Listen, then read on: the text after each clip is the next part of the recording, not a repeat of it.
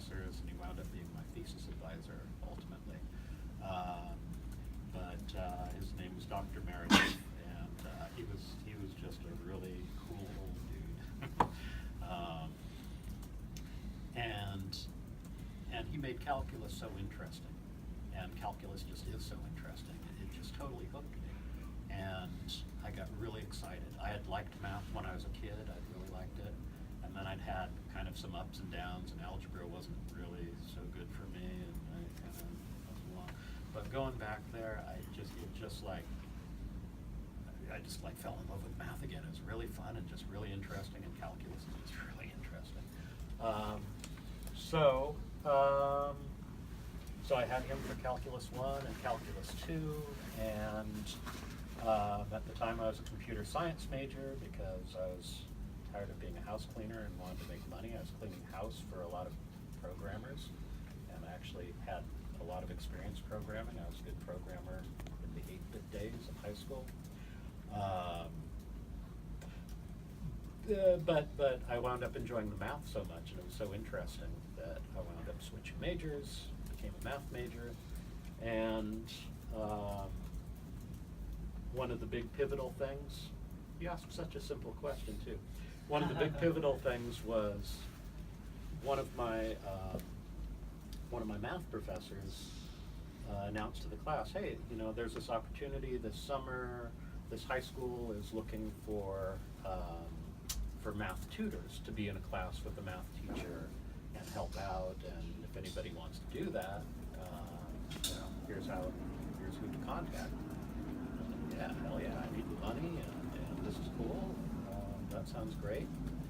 And so I went and I applied and I interviewed, and they're like, oh yeah, no, we love you, yeah, we'll get right back to you, but yeah, we love you, and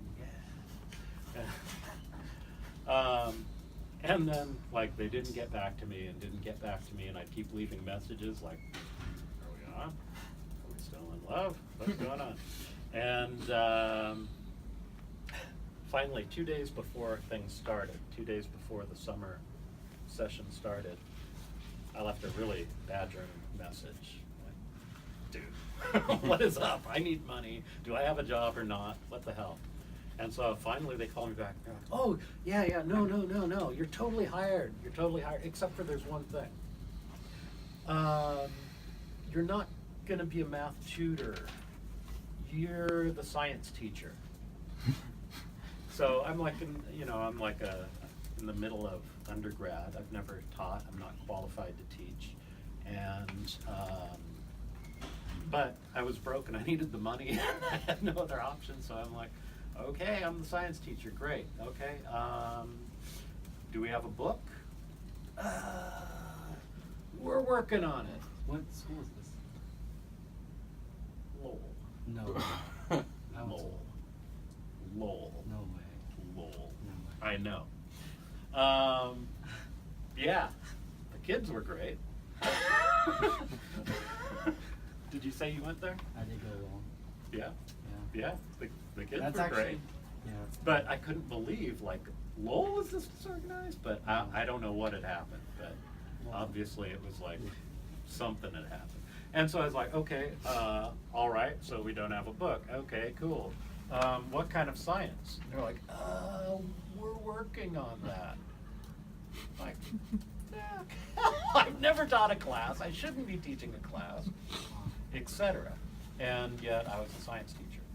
I worked my butt off. Fortunately, I had my landlady's my landlady's daughter was a science teacher. And so whenever I could, I would pick her brain. I had all these books, and every night I'm just like, what the hell am I doing tomorrow? It was kind of crazy. And I wound up really enjoying it. The kids were really great at Lowell. I was like, why aren't you in college? Oh, right, because you're 13. Oh, yeah, right, there's that.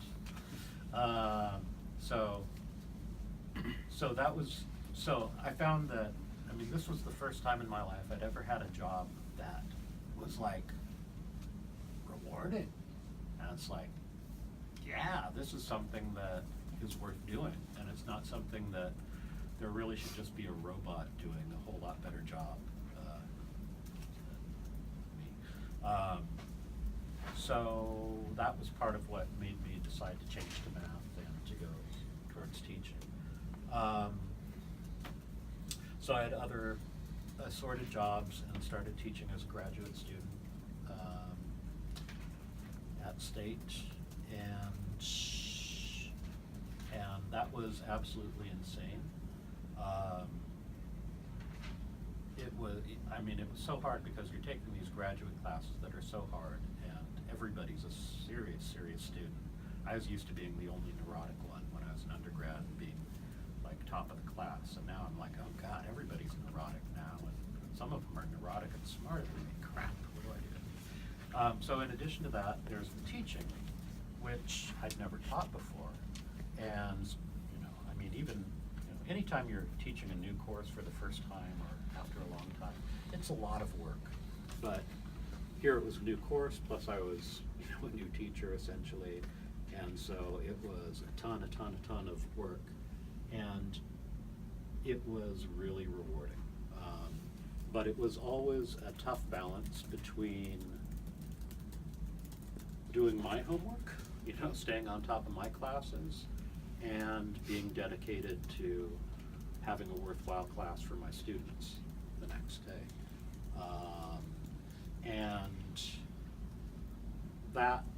And so I'd been used to being, if I worked neurotically hard, which I did, and sacrificed a lot, then I was mainly an A student.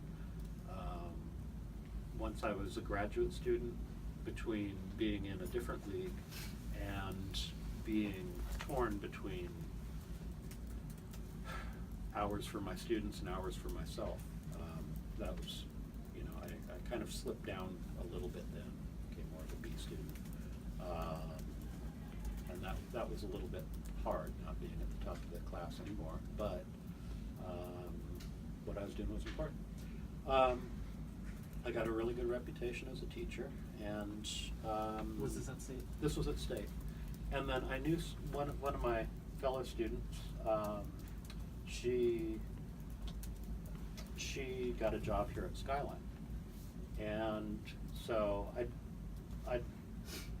so now I was in my second year at State, and she called me and said, hey, they need a part-time teacher. There's kind of this emergency situation, so you should apply. So I came in and I started teaching at Skyline. And then life got really crazy. Now I was like commuting all over the place. But I fell in love with Skyline. And this really is, I'm very lucky to work here. I have lots of friends who work at other community colleges, and I think Skyline is really one of the nicest environments where I was just kind of blown away, like, God, there are so many nice people, and they really care about teaching, and they care about the students, and I really want to stay. So,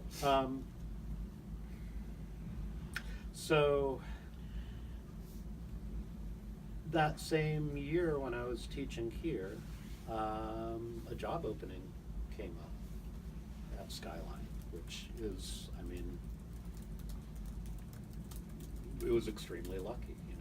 Most years there aren't any job openings for a math professor at Skyline, but this one lined up, and so it was just like perfect timing, and so I applied, and I was scared as hell, and I wanted the job so badly, and to my amazement, I got it, and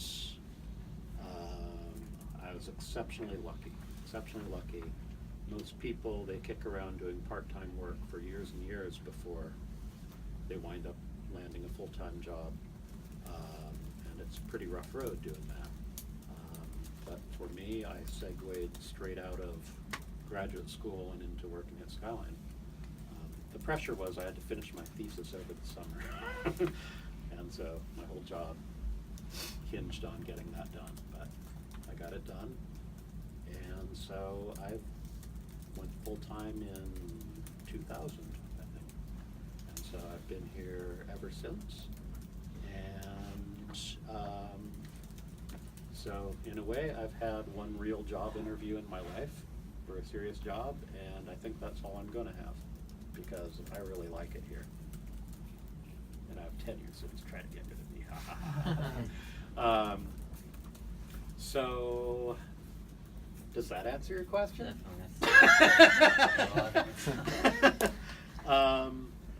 Yeah, no, so I mean, it's been a super rewarding job for me. I work really hard. It's kind of like being a student for the rest of your life, where you've always got a lot of homework and that kind of thing. But it's been super rewarding. One of the things that I've enjoyed most is seeing my students go on and do great things and find unique ways of combining their interests and their personalities with what they learned, and it really makes me happy when they find a way of making a living that's just a blast for them, because it's really what they love doing. Like I mentioned to you, one of my students designs roller coasters for Disney and China, and he's an engineer. He's like a roller coaster engineer, and he it's totally fun for him. He digs it. Or my DJ student, who now he's still a DJ, and but he works for companies, makes software for music applications, and it's like his work is his play, and his play is his work, and it's all good. That's super rewarding, seeing people, because I mean, school made such a big difference in my life. From being a broke, stressed out manager at a house cleaning company that just hated my job, hated my bosses, hated, hi boss. Oh, sorry. You can send that video to him. Hated my boss.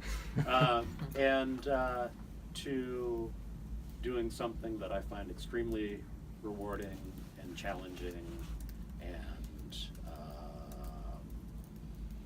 that's a huge change. Yeah. We always hear that from people, like, just keep going through it, or keep going through the struggle, and always gonna pay off in the future. And as someone like being in the same situation and you're describing right now, hating my boss, hating my job, something like that, what advice can you give to go by, like, from day to day, or just? One of the things that I didn't have a lot of faith in is that, I don't know, it's hard to have faith that there are opportunities out there, and that things will lead somewhere, and that it's possible to have a job that isn't just, this is my job, and but something that's actually meaningful to you. And so I guess all I can say is that is out there, and to keep aiming for that, Okay. And that's the goal. And yeah, in the meantime, you need money, and that's not fun, but that's also a motivation to get out of it. Yes, sir. So Yes, sir. this Yes, is the sir. path.